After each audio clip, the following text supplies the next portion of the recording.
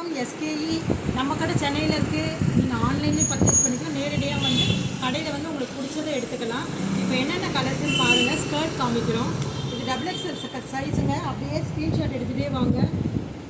Colours நிறைய வந்திருக்கு. Printed வாயில் சொல்ல முடியாத அந்த அளவுக்கு எக்கச்சக்கமான பிரிண்ட் வந்துக்கிட்டே இருக்குது. நிறைய ஆஃபர்ஸும் இருக்குது. சம்மர் ஆஃபரு, ரம்ஜான் ஆஃபர், அந்த மாதிரி எல்லா விதமான ஆஃபரும் இருக்குது.